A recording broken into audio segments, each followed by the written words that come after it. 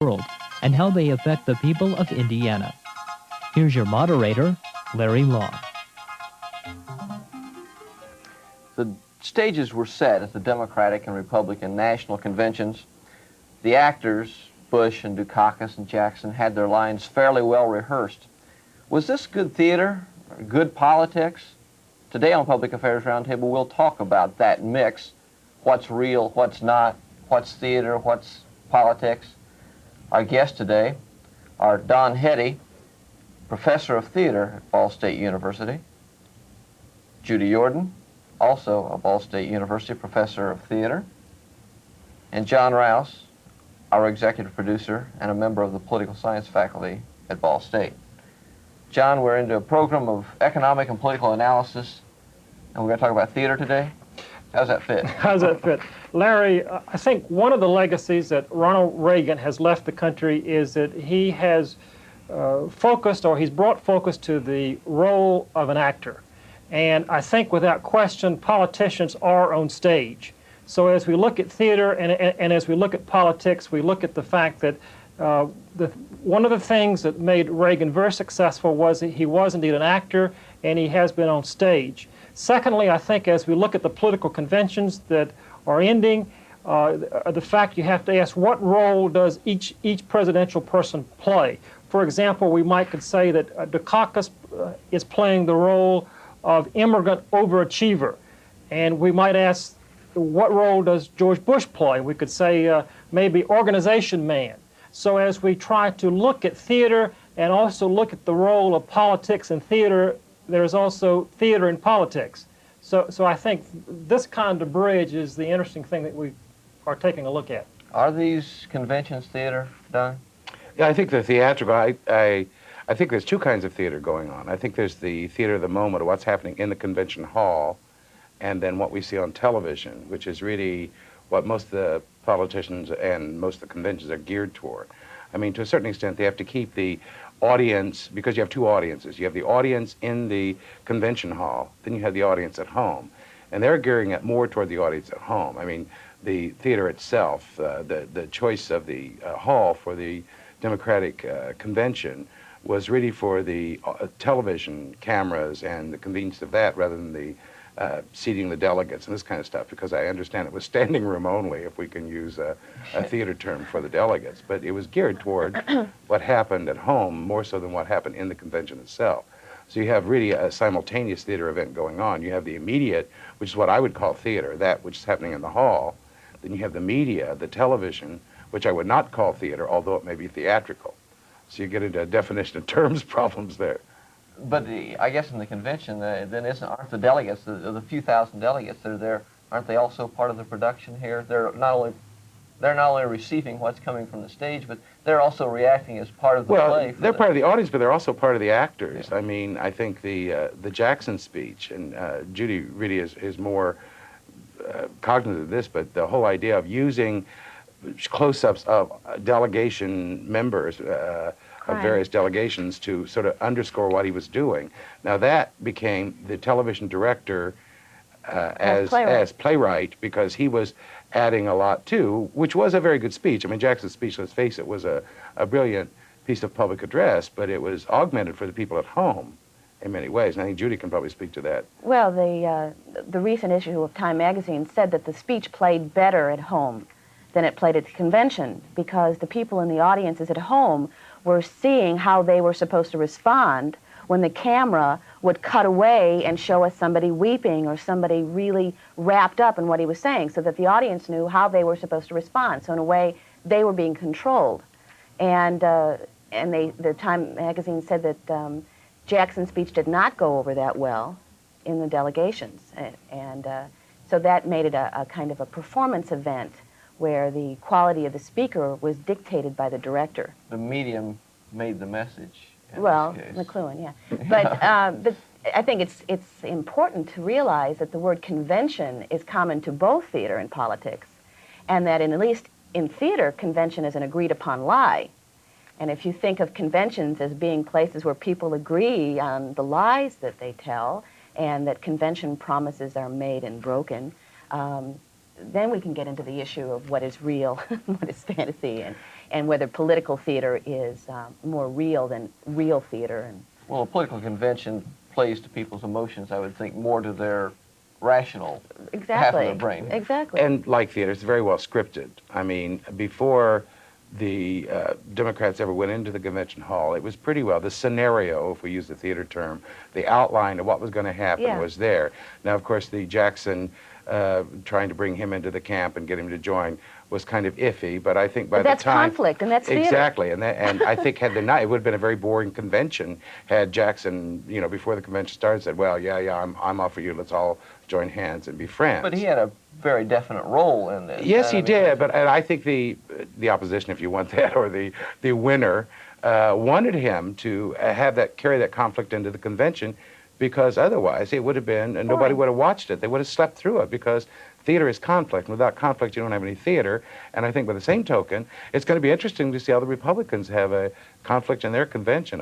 Everything seems to be so cut and dried. And it might be interesting to see how the ratings differ. But they still have some suspense, because he hasn't picked a vice presidential candidate yet. So there's still that element. Well, of surprise. And of course, which is another It's theatrical term, using suspense to and get... we wouldn't want to give away the ending too soon here. Right, So. Right. exactly. See, Dukakis kind of blew that. Yeah. And if I think of, you know, when I think of theater, I think of the two faces where they have the face where one is smiling and the other one is frowning. And so you have a focus upon, in a way, a smiling face which is joyous and one which is fearful in terms of frowning. The point I'm trying to make is that some people have said that George Bush reflects the face that is frowning, his image doesn't really come across as a person who is real. In other words, real in the sense of what is his image.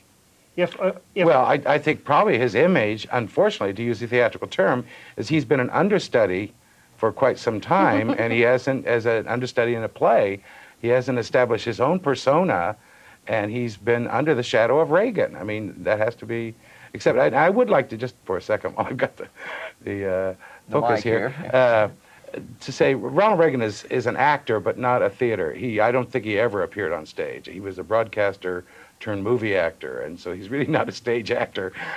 I, as a theater person, prefer not to claim him as one of our own. Ronald Reagan is a communicator. Yeah, he's a communicator, and really it's more a media person from the beginning, from whatever it was in Iowa where he used to broadcast. And his training helped him to be a better speaker. speaker. But his training, be it in film or theater, helped him to express himself, to create a certain image. And I think as you look at John Kennedy also was a great communicator, even though he didn't have training in theater, he had some Media theatricality in Okay, now you talk about this training in theater. Jackson doesn't have a background in terms of education. Oh, but the church is the greatest theater in the world. I mean, that's where my field started anyway. So. Right, and that's where theater started. So in terms of theater, the way that Jackson does it, you know, he has these lines and he pauses at the appropriate time. He's brilliant. And he responds. And it seemed that Dukakis also came around to that kind of thinking as well as he gave his presentation. So it's you know, as you say, it's a matter of is the person aware of how the audience is going to respond? Oh, very The whole definitely. idea of political theater involves the audience much more actively than what we think of as the Broadway stage, for example. The audience is not merely passively watching an event. They have to participate. And Jackson's use of repetition was a great way of getting the audience involved so that they even knew what he was going to say before he did. Which comes from the church training, which is very theatrical. Yeah. I mean, if you go to, I don't care how sedate a church service is, anything, from the Middle Ages, it's all been a show to a certain extent, in that it was a certain pageantry, a pomp, a lifting up. And of course, in the churches that Jackson grew up in, I mean, the timing, the sense of audience, showed and it communicated through the television even, and that's why he could get some of those delegates worked up. He knew how to work a crowd, as we would say in street theater. You know how to get people around and aroused and responding. So you're kind of agitating them to a certain extent to get them, you know, Now, as you say, Bush has to, as an understudy in the theater, Bush has to develop a more active image, or he has to come forth as the main actor on the stage, does he not? Right. Yeah, I think his presence needs to be felt as a leading actor rather than the understudy who's stepping into the shoes of the main And I think actor. one of the challenges that Bush has is that he is a patrician. I mean, he comes from a patrician family. His official residence in Houston, for example, is a hotel. He owns an 11-acre farm in Maine. Right. What is George Bush? Where is he from? What is his identity? And how does he make this appeal to the audience from patrician to something more middle class, populist? Yeah. I don't know if he does. I mean, Jesse Jackson's speech element, it was the main element was the common ground, the common folk, and Dukakis was talking about community. Now, Bush obviously can't go for that tact. So, I mean, he's going to appeal to a different element of society that Jackson and Dukakis need to reach, but we're not trying to reach specifically in their speeches. Then Dukakis' experience, I mean, his Greek background, his ability to speak French and Italian and Greek and Spanish, make him, his experiences make him a better, I don't want to say actor, but Better make him communicator, perhaps. a better image, a better presence in front of an audience. Well, I think he has a ways to go. They said that this was the best speech he'd ever given, and it was certainly scripted that way. And I don't mean the speech. I mean the whole convention was scripted toward that climax. In fact, the Time magazine I referred to earlier said that Dukakis said that while he was watching the convention, he thought of it as a play. And he knew that he was going to have to be the climax, and that was going to have to be the best speech he had ever given. And it probably was, but that doesn't make it great. Doesn't make it sure. But if you just look at the way conventions are scripted, Judy and I were talking about this the other night, that it used to be when we were young, fiery college students, you'd have to wait up until 4 o'clock in the morning to hear the speeches. But now it's scripted. It's so that you get to the climax at prime time, so you have most of the audience. And that's why I go back to the whole idea that the convention is now for the media rather than for the delegates there, although they don't. And either the station or whoever makes those decisions or the director chose what they would eliminate, just like a director does when you're directing a play or a playwright does when he's writing a play, what you're going to cut. So they got rid of that little Carter biography, and they got rid of the music video that was supposed to precede Jesse Jackson, because they wanted to make sure that everything worked theatrically and that the climax came at prime time. So the structure of the play worked to where they wanted to go, as like the structure of a good play would. Yeah, right. So it was like a group community playwriting thing, but it was the director of the show itself, the actual person who punched the buttons that made the choices. For a few minutes, let's take a look at the role of theater in politics and some history. There's been something called working class theater and politics. Theater has played a role in politics in certain countries, has it not? Oh, theater's always been political. And vice versa. Yeah. I mean, from the ancient Greeks, you had Euripides writing the Trojan women protesting the war, the stupid war, and Aristophanes and Lysistrata, where you have a sex strike to end the war, right up through Shakespeare. Molière had a play Tartuffe against religious hypocrisy. And then, of course, the more active working man's theater, where theater became very, very political, and in this country, usually to the left, in the 30s during the Depression. And even the federal government supported theater until it got too political, and then the House Un-American Committee cut it off in 1939 because it was getting too political and too popular. So you get into partisan politics, you know what's politics and not. But one of the interesting things about politics at this time is that we don't have a lot of street theater anymore. I mean, we did during say from 1964 to 74, there was people in the streets, and there are still groups like the Bread and Puppet Theater and others doing it. But in other countries, like the Philippines, for example, the ousting of Marcos had a lot of that had to do with the street theater that was going on throughout the country. There were 300 theater groups throughout the Philippines protesting and writing plays against Marcos and trying to oust him and so on. And Brazil until the military regime took over. In Nicaragua, I mean, almost any place where there's political turmoil, there is street theater going on. Is theater then, at least in this country, mostly associated with the left or the counterculture? I think avant-garde theater tends to be, yes, because, you know, you have the establishment, which is really basically the right. I mean, the capitalist, I mean, we're a capitalist country, and so it's obviously going to have to be to the left and protest that. I mean, you have the anti-nuclear things, and a really fun thing that happened, and I doubt if we see it on television. There's a group called the Plutonium Players that during the '84 Republican convention staged, I mean, these are a wild group. They dress up like middle-class women, and they want America to be a man again, and they carry signs saying, "I'd rather be ironing," and so on. They're an anti-nuclear war thing. But they staged a bake sale at the '84 convention to reduce the national debt. And so, you know, I think that adds a kind of panache of humor and fun and satire to the political arena.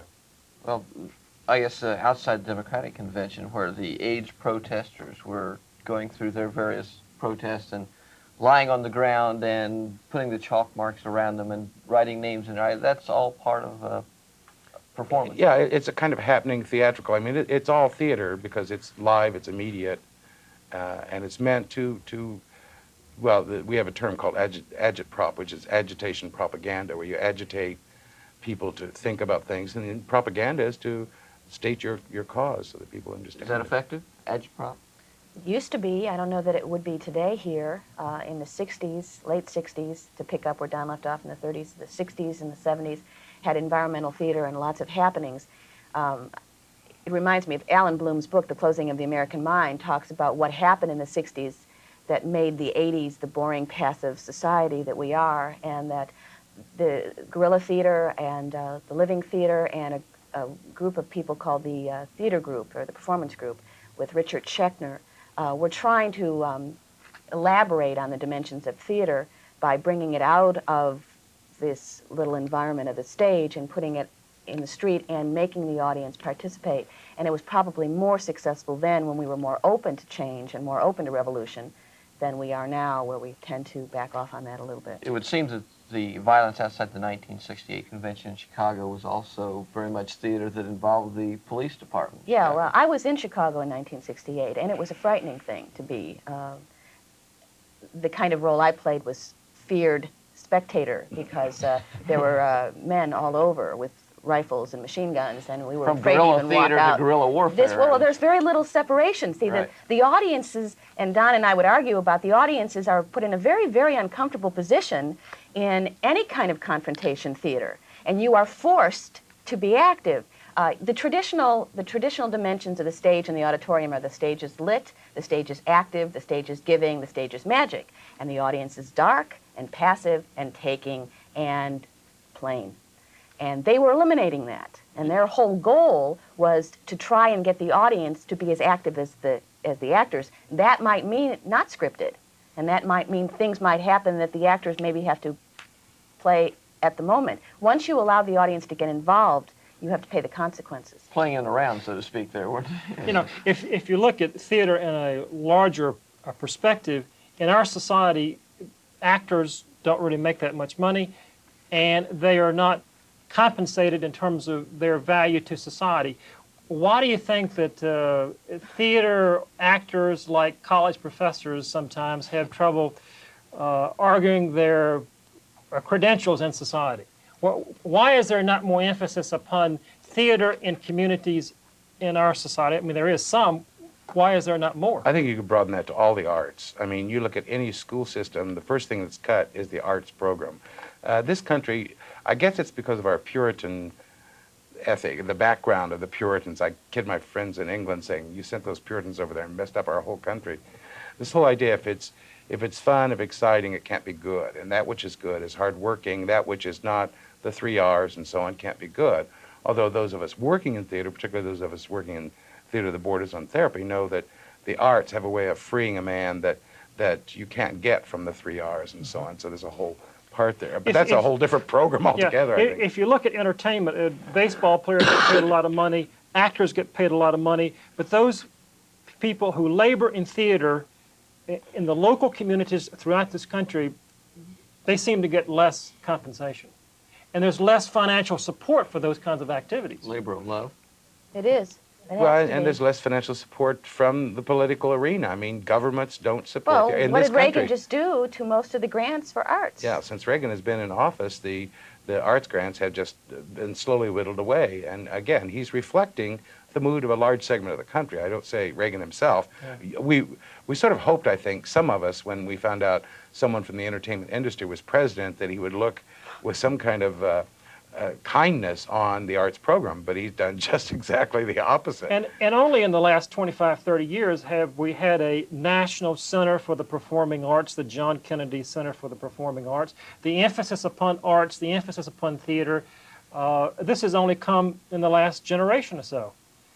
How much of it should be government funded, should be government sanctioned, and how much of it should be basically a grassroots? Well, I think there are arguments both ways, but I think if you look at countries like Great Britain, where you have, although that's been cut with Thatcher in office, you have a large government support of the arts. They flourish. I mean, there's theater everywhere, professional theater available to almost anyone in any town of any size. Yeah, a town the size of Muncie would have a resident company there of professionals who'll be being paid, making a living, and so on, or people touring around in those type things. So there, and other countries like Russia has a strong support of the arts, and particularly in children's theater and this kind of thing.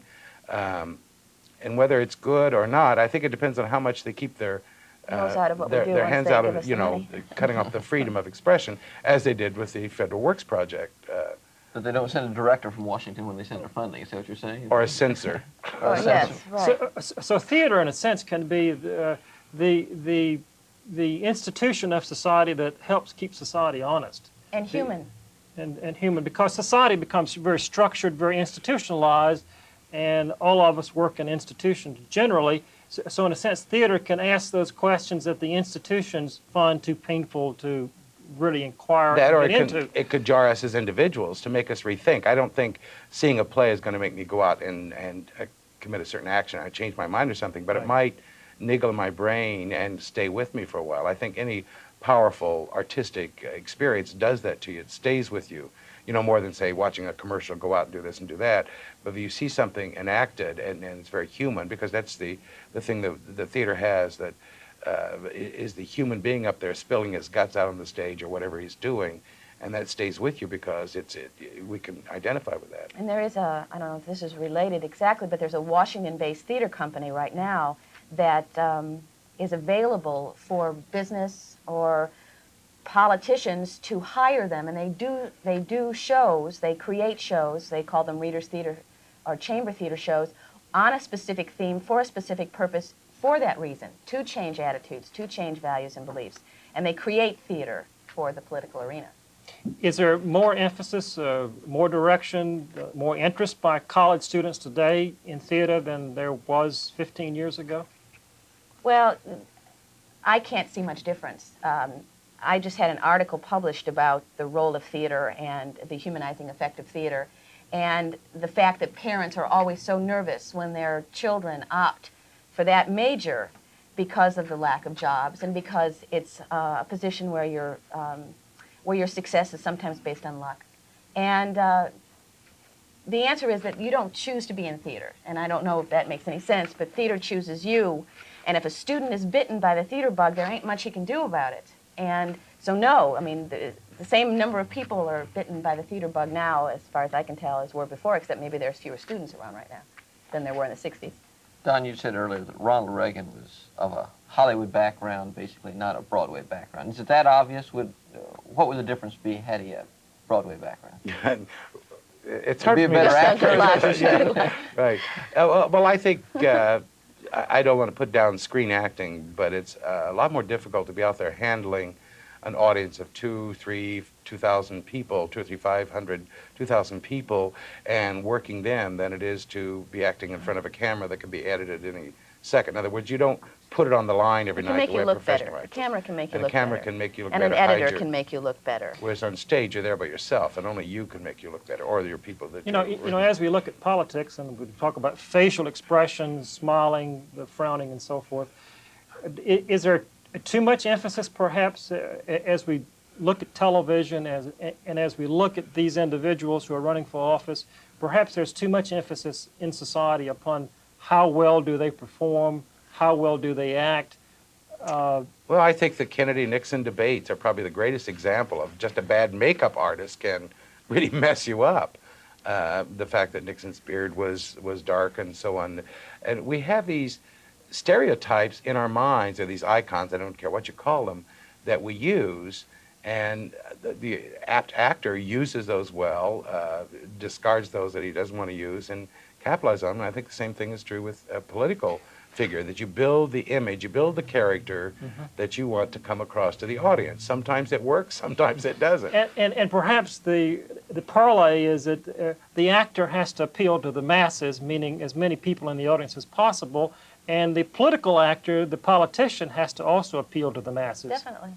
So maybe that's our tie. Well, since 1960 in the book, The Making of the President, of how you package an individual to sell him as if he were a piece of cheese or a... Presence, an actor's presence, a politician's presence, and his charisma are really important considerations in both areas. And you know, the phrase that I saw in the literature was territorial dominance. Even though Dukakis is only 5'8", he had a sense of presence or dominance as he looked at the audience this way and looked at the audience that way.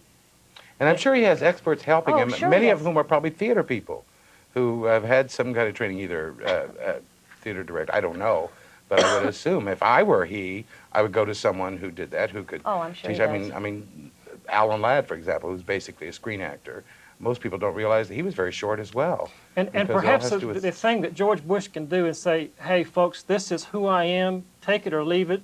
And of course, that's what Dukakis did throughout the primary campaign. What you see is what you get. And if Bush tries to really change his image, he may get into further difficulty. Yeah, because his character won't fit him Right, because or the image. It'll he's be not that. too jarring. It's like an actor has to, Typecasting. it's Miscasting. typecasting. And- You and- have and to to play do that. the And as role they you were said, born to play. Reagan should be Reagan. And he did pretty well being Reagan. But I mean, I think the problem with With the masses. Bush, with Bush, Oh, if he okay. tried to be a down-home Abe Lincoln type individual, he'd be laughed out of the whole arena. I mean, he's limited to, the role he was cast in. Now, he can stretch that role, as politicians have for years, And he to can make play it it better. appeal to certain, like he could, it seems to me one area he could begin to play to, and I don't know how he would do this necessarily, would be the various ethnic groups and so on who are kind of turned off by the whole thing. But if he could find, I mean, Dukakis has it because he is from an ethnic group. I mean, he's Greek. And Bush, he has a sister who's an actress. Right, who that just helps won an too. Academy Award. that doesn't hurt. No, it doesn't hurt. Do we need better actors in politics, or are they good enough? We need better Or politicians. do we need I better think we need politicians? better men, Women. personally, or women. Oh, women. good point. More women in politics, I would say. Sure. Well, I think in terms of the presidential scenario, one weakness that Bush has is... We're out of time, John. I'm sorry. Perhaps he should get a woman as a vice presidential candidate. Thanks to Don Hetty and Judy Jordan for being with us. John Rouse, thank you. I'm Larry Lough. Thank you for being with us.